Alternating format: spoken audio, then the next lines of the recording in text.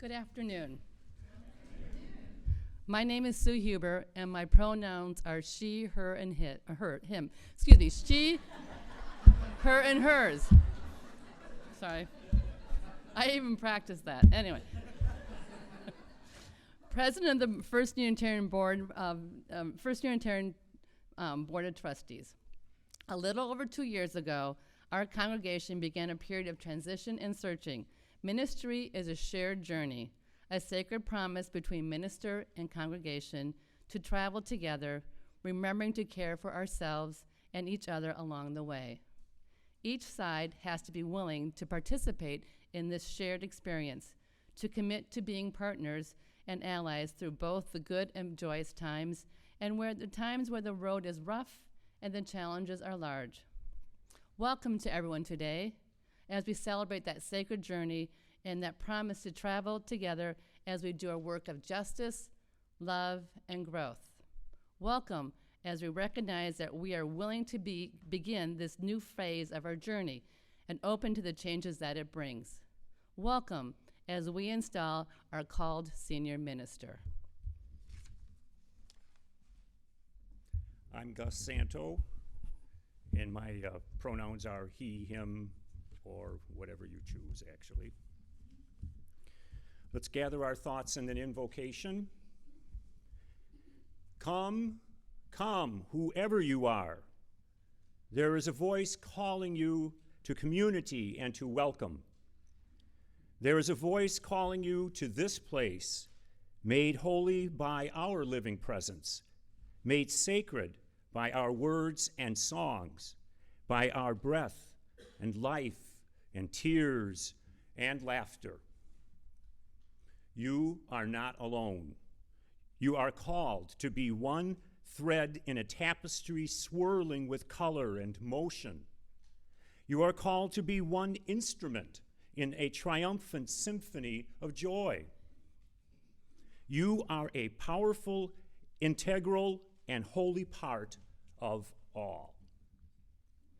In the words of Ian Riddle, and just as we have been called together here today, we act as the voice, the heart, the hands of another call. The call to walk with the wanderers, sing and dance with the worshipers, proclaim the memory of those who have taken their leave here, wrap the despairing and the broken in the arms of love and community, and hold the hands of all of us who have broken our vows and call us back again and again to the covenant and work of justice, humility, and steadfast faithfulness. For this, we are here together today. So, my friends, come, yet again, come. Let us be in community together as you call one out from among you to serve as your minister. Your journey does not begin here, but here it begins anew, and here we will celebrate. Blessed be. My name is Patty Notch. My pronouns are she, her, and hers. When we came together as a search committee, we knew we were willing to do the work, but we had no idea what we'd gotten ourselves in for. We didn't all really know each other very well, and we weren't exactly sure how we would work together. We had no idea if all of the work would help us find not just a minister, but our minister. But we started anyway. We got to know one another. We learned more than we ever thought we could about our church and our congregation, and more than we ever wanted to know about the search process. In the midst of all of the work and stress and laughter and paperwork, We learned that we could count on one another to be there, even when it was hard, especially when it was hard. We faced deadlines and timelines, interviews and awkward conversations. We made it through times of anger and frustration. And then we interviewed Reverend Amy. And we knew we had found our minister. They were perhaps not the obvious choice, but they were the right choice. And they agreed. Together, we are going to start a new chapter here at First Unitarian. We all still don't know each other, and we still all don't know how we're going to work together. And maybe we're not quite sure what all we've gotten ourselves in for, but we are starting anyway, because together we are going to do amazing things.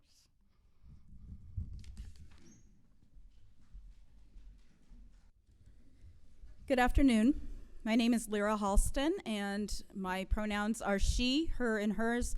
I am the counselor for worship and arts. From the words of Mother Teresa, at the end of life, we will not be judged by how many diplomas we have received, how much money we have made, how many great things we have done. We will be judged by, I was hungry, and you gave me something to eat. I was naked, and you clothed me. I was homeless, and you took me in. What matters most is how we care for one another. All money collected this afternoon will go to benefit the Living Tradition Fund, a UUA fund that helps ministers, retired ministers, and the partners and spouses of UU ministers that have died. It is a UU tradition to support this fund through the offerings taken at ministerial ordinations and installations, so that our association can assist those who give their lives to the service of our congregations. Hi, I'm the Reverend Marlene Walker. I serve the Olympia Brown Unitarian Universalist Church in Racine, Wisconsin. My pronouns are she, her, and hers. And Amy, you don't get to just sit there. Get up here. Right there. Right I there. didn't think I could get away with it. She knows me. Amy, I am deeply honored that you have invited me to give you a charge at this installation service. You did know what you were doing, right? You're ready for this, right? I'm ready. You knew I would have some things to charge you with, right? So here we go. I love that you have used the quote from Samuel. Here I am. Send me. And so here you are. You have arrived. And now what? What shall that mean for both you and this beloved congregation? So first, I charge you to be like Samuel. Not simply by being here, but by following what Samuel was called to do. You remember what that was, right? You may recall that Samuel was not called to preach a good word, but a word that would challenge, a word that would not make folks very happy, a word that would not be received well, a word of justice. And initially, Samuel did not want to share those words, but the call would not let him go, and preach them he did. So I charge you to always preach the word you are called to preach, to speak the truth, always in love, but to preach the word that needs to be said, to keep bending the arc of the universe towards justice. And to paraphrase Holly Near, which I did not know they were going to be singing a few minutes ago, I charge you to be always open and willing, because to be hopeless would seem so strange. It would dishonor those who go before us. So lift up your people and all of us to the light of change. Preach the word you are called to preach, fearlessly, passionately, giving both challenge and comfort. There is work to do. There is so much work to do. But wait, I'm not done yet. I have a few more things to charge you with. Yes, as Samuel was, you are called to be a prophet. You know how that works. Doesn't go so well for the prophets sometimes. But you are called to be more than that. You are called to be a pastor. So I charge you to be a pastor to these, your people. Love them. Be there for them. Hold them in your heart always. Pray for them. There will be times when this will be easy. There will be times when it will be less so. Love them anyway. You are also called to be a teacher, a rabbi. I know this about you. So I charge you to teach this faith, to continue to be a leader of this faith, to be a spiritual leader, to share your love of Unitarian Universalism, even in this time when there is so much transformation and change, and sometimes all we want to do is scream, right? Yeah, we've been there together. Not only do your beloveds here need you to keep answering that call, we in the wider association need you to keep answering that call. And no, I'm not done yet. There are a few more things. In answering this mighty call to be willing to be here for all these beloved people in all these ways, do not forget you. Give yourself to these people, but do not give yourself away. Take care of you. Do not forget that you also need care. Because, dear friend, oh man, we need you. I need you. We need you to survive. We all need each other to survive. So here are the ways that I charge you to take care of you. Remember where the word you are called to preach comes from. Take care of your spirit. Feed it. Pay attention to it. Love it too. Pray. Remember your source. Remember your body. You got one. Take care of it. Take good care of it. Take really good care of it. You are not Superwoman. Yeah, I know. But really, you are not. You try, but you are not. Remember your art. Do art. Do art some more. And some more again. Do not forget your muses. Your mischief muses. You have many compatriots of those, then you know. I may be one. Remember your humor muse, because you are insanely funny. Your chaos muses, especially, and this one comes from Dawn, your dippy muse. You will need them. And remember that while these are your people, they are not your only people. Remember the loved ones that make up your family. They need you. You need them. Remember your colleagues. Yeah, us. Because we're the ones who call you in the middle of the night and say, oh my God, Amy, help. We need you. Lord knows we do. And finally, I charge you to go for it with everything you've got. I have no doubt you will. You have been called, you have been sent, you are here, and you are so willing. Go for it. Don't mess around. Go for it, my dear friend. Go for it.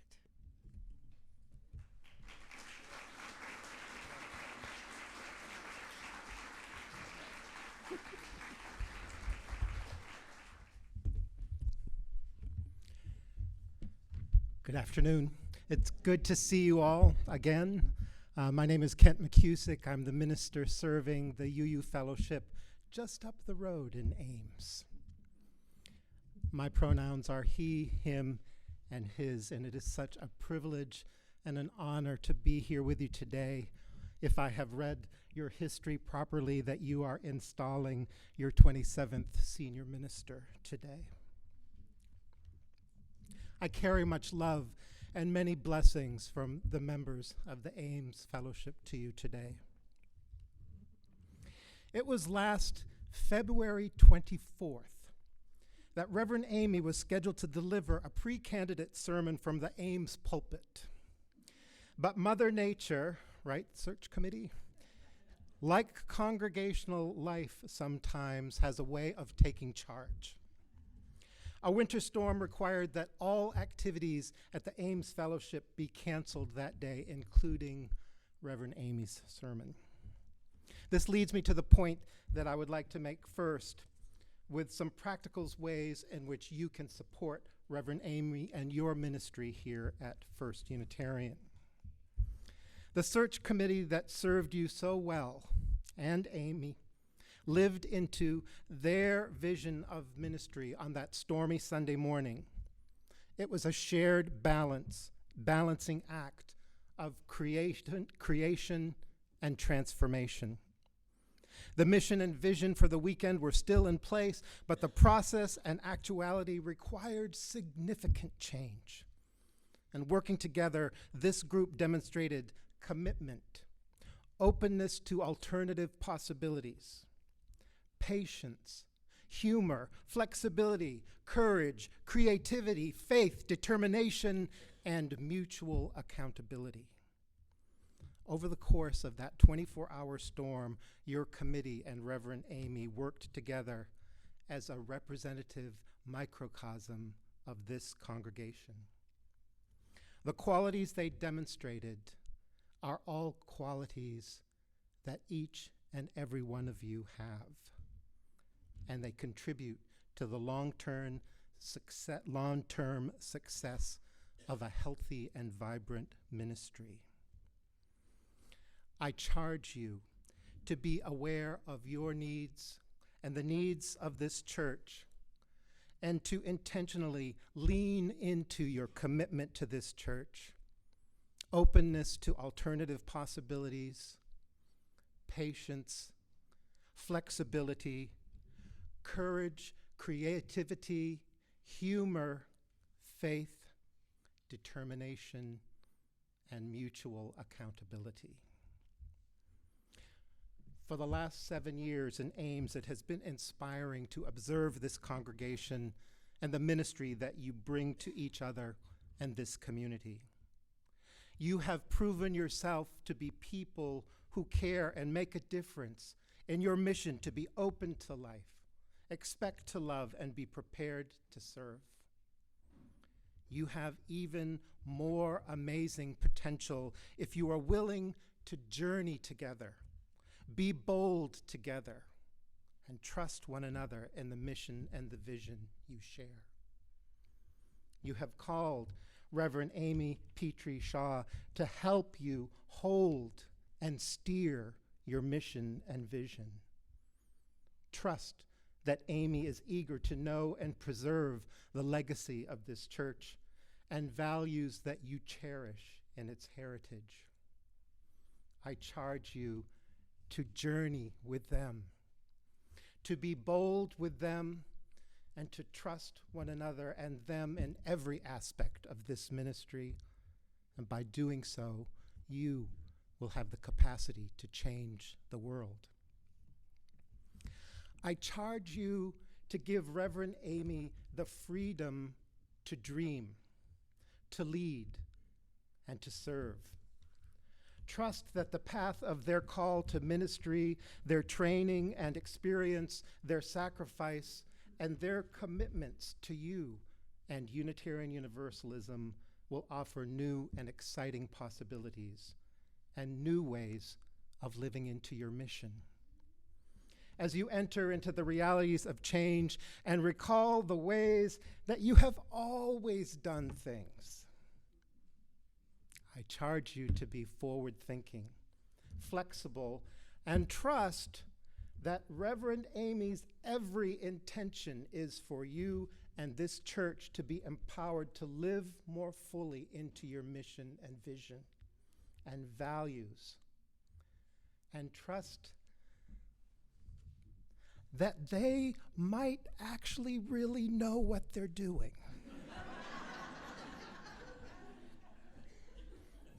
Go crazy. Give it a try before you decide that it won't work. Because ministry is not done to you. It is a relationship of mutual trust.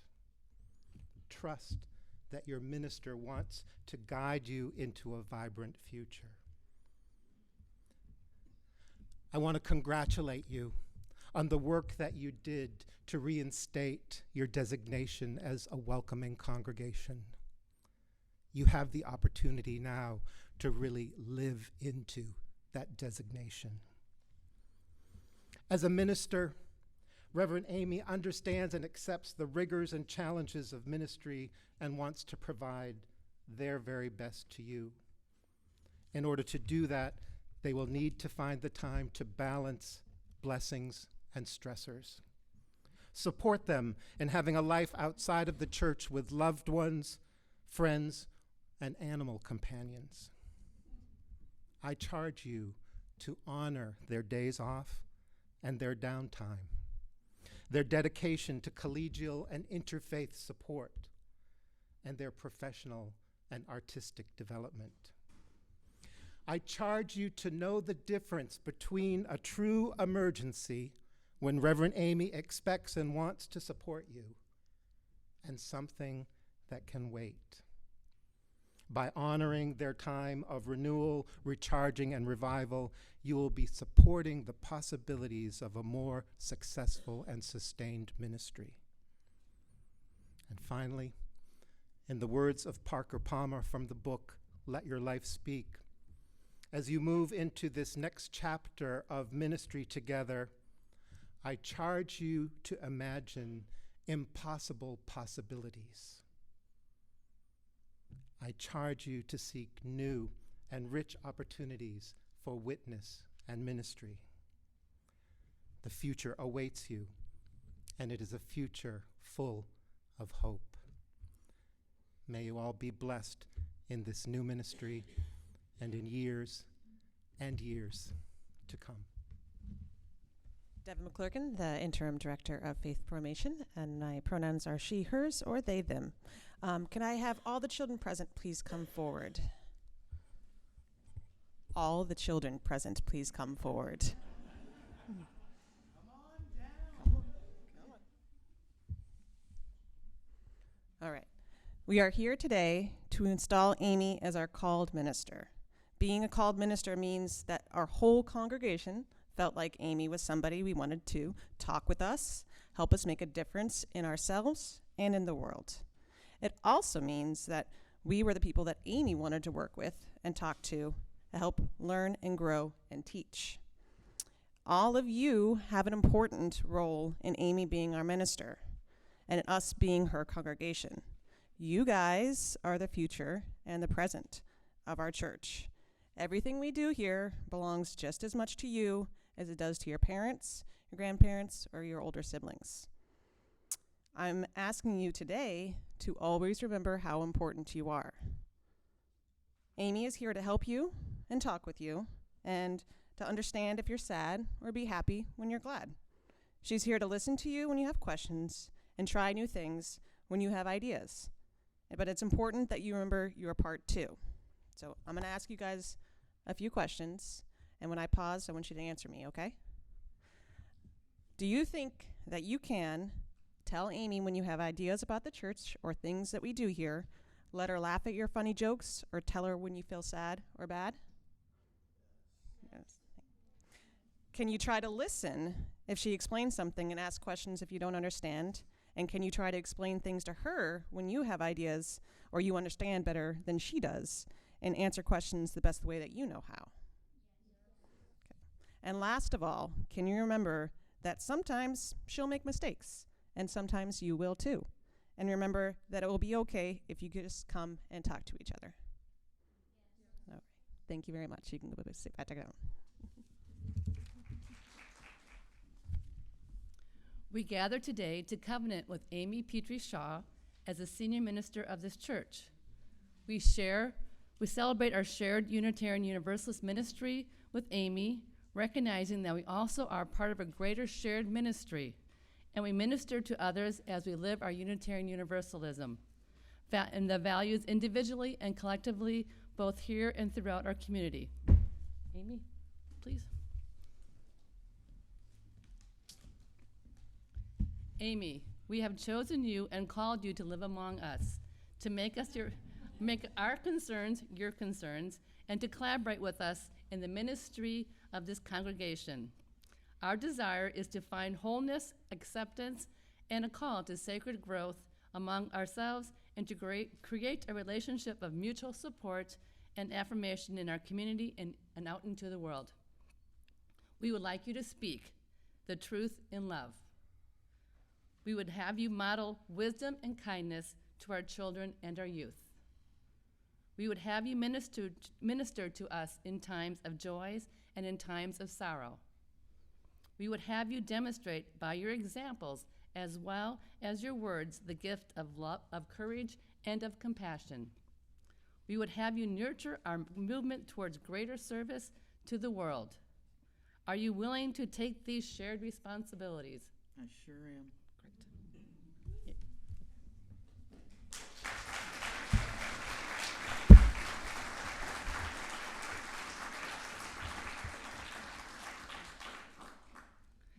As our part, we, as members of this church, pledge to remember that the work of Unitarian Universalism ministry belongs to all of us. We pledge to honor freedom of conscience in both the pulpit and the pew. We share responsibility with you on the ethical, moral, and spiritual development and the material welfare of our church. As we would ask you to be charitable towards our failures, we also remember that you are human too. We pledge to participate and to journey with you in our growth toward an ever-expanding community of caring. This is a covenant that we, as a shared ministry, we, the members of First Unitarian Church of Des Moines, commit ourselves with Reverend Shaw to collaborate in fulfilling the goals and missions of this church. We hereby install Amy Petrie Shaw as our senior minister and pledge our partnership in ministering Unitarian Universalist values in our community and beyond. If you, members of First Unitarian Church of Des Moines, agree with this covenant, please say, I do. I do. I accept the shared ministry to which you have called me. I pledge to honor the freedom of the pew and the pulpit, to speak with integrity and love both publicly and privately, diligently to fulfill the various offices of spiritual leadership, counsel, celebration, education, activism, and administration.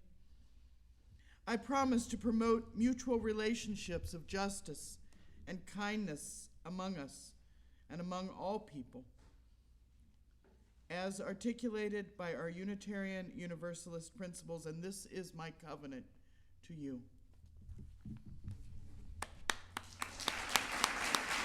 We did it.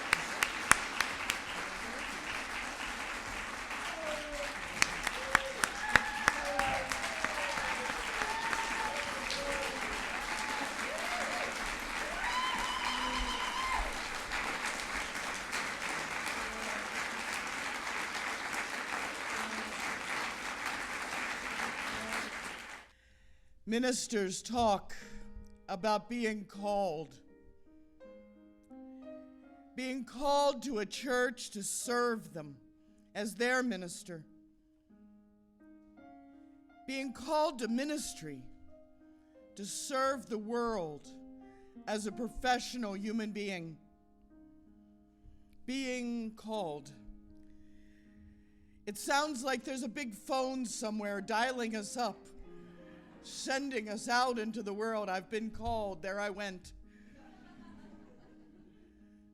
But a call to ministry,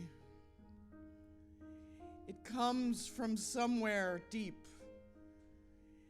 It comes from somewhere in your heart. It's a burning desire to make the world a better place, to shape it and mold it until at least the point where you stand is better. And a call cannot be ignored, no matter how hard you try. Some of you may know a little or a lot about a Christian story, Jonah and the whale, or Jonah and the fish. The story's fairly simple. A prophet, a man named Jonah, is called by his God to go and speak in another land. Get up, go there, tell them some words. God is sure that this is a marvelous plan. Jonah is not so certain. He's scared to death, and so he runs away. He gets on a ship, and he gets out of town as quick as he can. But the story doesn't end there. Terrible storms blow up, and Jonah is convinced that his God is trying to make his point a little more specific. And he says, I can't do this. Kill me. Kill me. Throw me overboard. Maybe my God will let you live, but throw me out. Now, the sailors of the time, well, they were happy to oblige. 2 minutes later, all you heard was a splash and Jonah was gone. If that wasn't bad enough, 3 minutes later, a giant fish ate him. And he sat inside that dark, foul-smelling place for the next 3 days, thinking, this is not what I intended. Inside that fish, he rethinks the whole avoiding my call issue. And he decides that maybe he should answer after all. Maybe answering that call isn't as bad as being locked in a dark, horrible place. God agrees that maybe he should answer the call, and he makes the fish spit him out. And he says to Jonah, now will you go? It's easy to be a Jonah. It's easy to say, I don't wanna. Answering our calls requires growth and change, sometimes loss. For a highly paid lawyer who throws it all away to go work with the poor in Central America. For a mom called to teach. For a social worker called to preach. We restructure life and routine and finance and free time. Sometimes it seems easier to look for the nearest fish. But a call isn't just a push to a job or a hobby. A call is an inescapable pull to journey with others in a particular way. It's a desire to fold your life, your values, your service all together as you enter into a particular ministry. James Luther Adams said that the unexamined life is not worth living. And if we examine our lives and find that what we are doing is not what we are called to do, then there are questions we have to ask. A year ago, I asked myself those questions. How do I understand my call? Who am I? Is this my ego talking? What's keeping me from answering the call? What's keeping me from picking up the phone? Who do I want to minister to?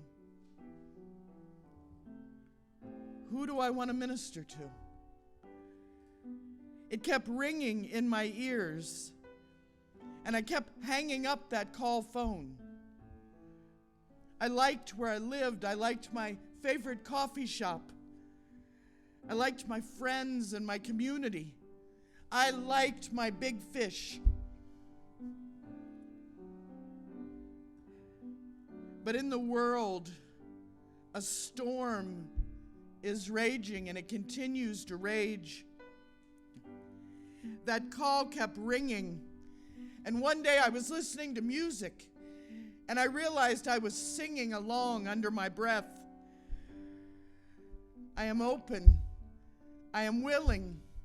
To be hopeless would seem so strange. It dishonors those who go before us, so lift me up to the light of change. I am open. I am willing. I am open. I am willing. And I realized it was time. And stuck in the back of my head were the words from an old quote from the book of Samuel and from the book of Isaiah. Here I am, send me.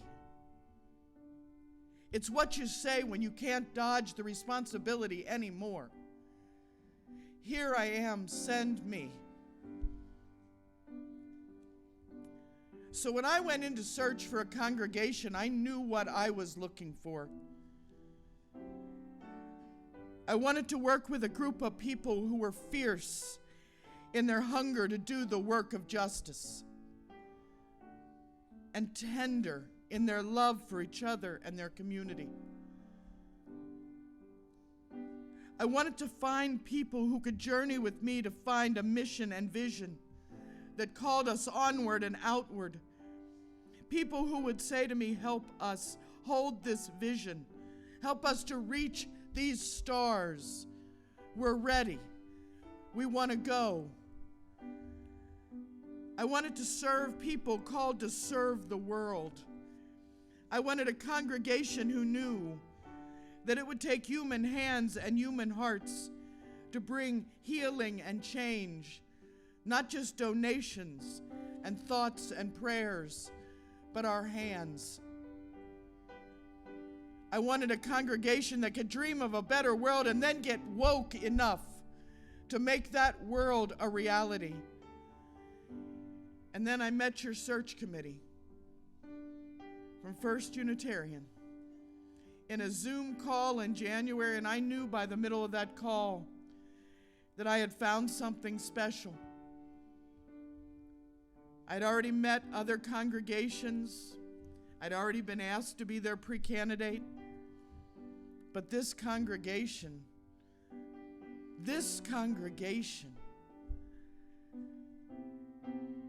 your search committee spoke truth boldly. They asked me hard questions, and they did it with integrity. They represented their beloved community with joy and love. They reflected on the rough places honestly and with insight. They were fierce and tender and brave and thoughtful. And when they asked me, I said, I am open and I am willing. And I arrived for pre-candidating. It was like coming home, even in the middle of a blizzard. And boy, was it a blizzard. And when I got back to Wisconsin, I was in tears, and I told my family, it's not the Great Lakes. It's not a beach. It's not an ocean. It's Iowa.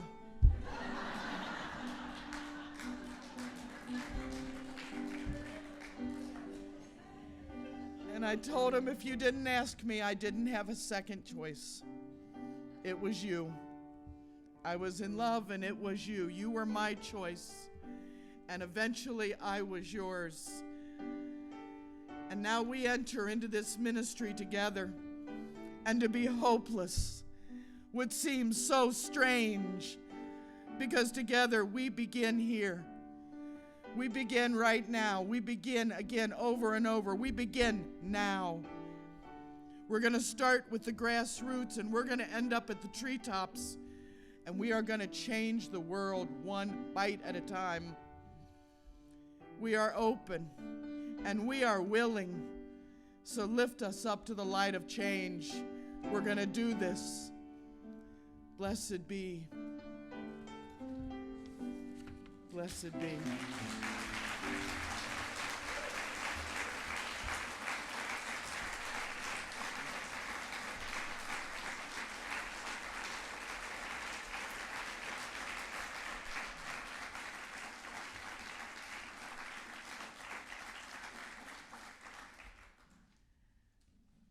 I want to end with just a few words. May we always know that we are not alone. May we always know that we are loved. And as we begin this ministry together and every day thereafter, may we remember to hold out a light for each other, to hold out a hand for each other, to reach across our differences and to dare to change the world.